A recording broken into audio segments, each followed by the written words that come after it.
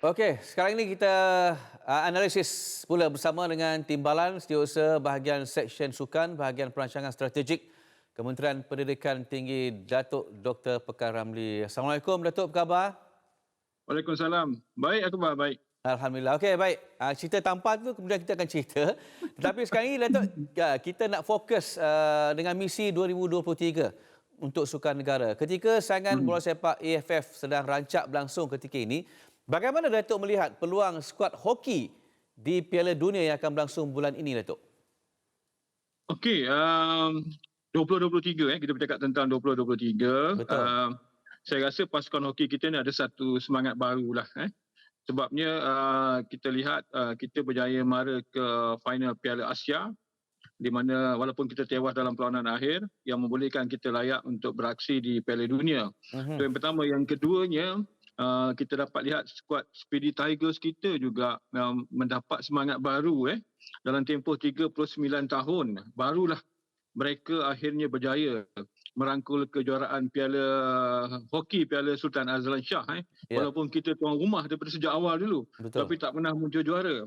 Mhm. Tetapi kali ini seolah-olah macam ada satu apa orang kata kita katakan wajah barulah untuk skuad hoki Malaysia di bawah bimbingan Arul, Mhm. coach Arul, di mana kita dapat lihat berlaku banyak perubahan dan seolah-olah ada semangat baru kepada skuad Speedy Tigers sekarang ini walaupun mereka tidaklah diberikan tumpuan yang banyak oleh pihak media dan juga oleh peminat-peminat sukan, tetapi dalam diam-diam mereka berjaya melangkah kembali ke Piala Dunia untuk tahun 2023 nanti. Jadi kita mengharapkan keputusan yang lebih baik kali ini. Yang kita mahukan adalah keputusan yang mengembirakan peminat-peminat sukan hoki dan juga peminat-peminat sukan di negara kita ni. Bukan kita Ya. nak minta mungkin mereka pergi muncul juara. Kita tahu pencapaian terbaik skuad hoki ni adalah pada tahun 1975 ketika kita menjadi tuan rumah, di mana Mhm. kita merupakan empat pasukan yang terbaik di dunia pada ketika itu. Okey, baik. Datuk, Sukan SEA akan berlangsung pada Mei. Diikuti Sukan Mhm. Asia di China penghujung tahun. Kalender yang Okey. padat ini mengerah MSN, MOM dan KBS untuk cekap mentadbir urus persediaan atlet. Jadi Ya. bagaimana Datuk menyimpulkan misi penting tahun ini?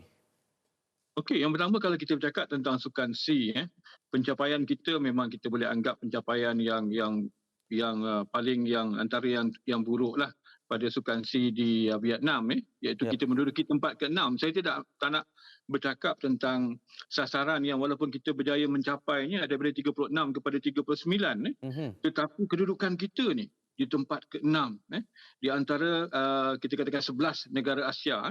Okey. Kita cuma duduk di atas Kemboja, di atas Myanmar, di atas Timor Leste, Brunei kan. Mhm. Tetapi dengan apa yang kita ada, dengan fasiliti sukan yang kita ada, dengan program-program sukan yang kita ada, dengan banyak kelebihan yang kita ada, tetapi kita duduk di kedudukan ke-6. Ini yang kita tidak mahulah.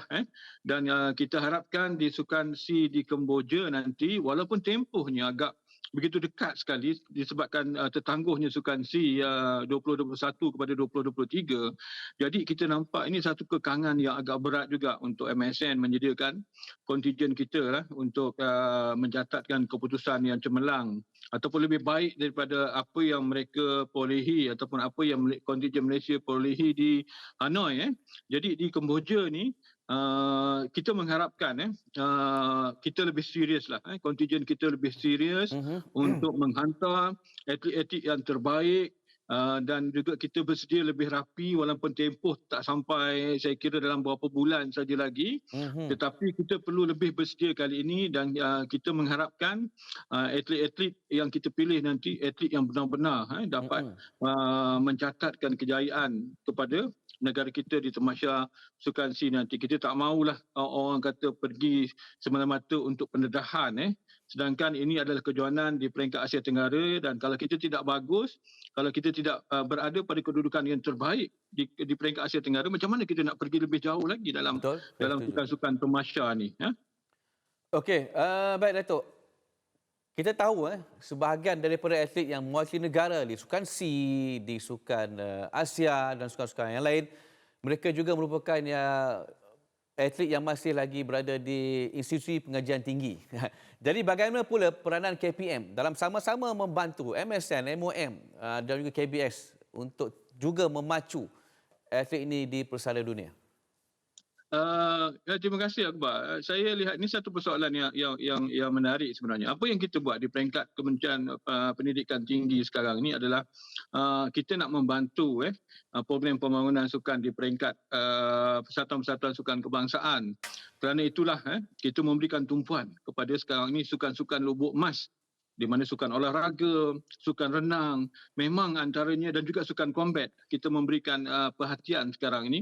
Umpamanya pada tahun 2023 ini, kita mengadakan kejohanan olahraga IPT buat pertama kali, dan kita buat sebanyak 4 sirkuit dan 1 grand final. Dan daripada sini kita dapat lihat, kita mengetahui bahawa kalau kita tidak memberikan tumpuan kepada atlet-atlet ataupun atlet olahraga lah apabila mereka berada di IPT ini, sudah pastilah pada usia begini adalah usia seseorang atlet untuk mencapai prestasi yang orang kata cemerlang pada waktu ini, pada usia berada di peringkat universiti ini. Itu sebabnya kita mengadakan program yang berterusan, dan akhirnya kita dapat lihat implikasi ataupun kita dapat lihat kesan daripada hasil daripada apa yang kita lakukan, di mana 2 rekod kebangsaan berjaya dipecahkan oleh atlet IPT pada grand final kejohanan olahraga IPT yang berlangsung di Stadium Mini MSN baru-baru ini, di mana 2 rekod dalam acara lempar cakra dan 1 rekod dalam acara lontar peluru selama 39 tahun. Akhirnya kita dapat pecahkan menerusi Nani Syahirah. Ini adalah atlet baru yang lahir di sini, berjaya memecahkan rekod kebangsaan dalam acara lontar peluru. Begitu juga tumbuhan kita pada pada sekarang ini juga, kita nak lihat atlet-atlet renang kita yang di peringkat IPT ini, supaya kita juga akan dapat menghasilkan lebih ramai perenang, kerana kita tahu di sukan renang, di sukan SEA baru-baru ini kita cuma dapat 1 pingat emas sahaja, sedangkan Singapura menerusi seorang perenang berjaya menghasilkan 12 pingat emas. Jadi ini antara sukan-sukan yang perlu kita berikan perhatian untuk membantu sebenarnya kontijen Malaysia pada temasa sukan SEA, sukan Asia, sukan Commonwealth dan sebagainya. Ini antara sumbangan kita lah untuk membantu persatuan-persatuan sukan kebangsaan untuk melahirkan lebih ramai atlet untuk mewakili negara. Hebat peranan KPM. Tahniah dan terima kasih Datuk sudi bersama dengan kami di Nadia Arena. Assalamualaikum. Waalaikumsalam.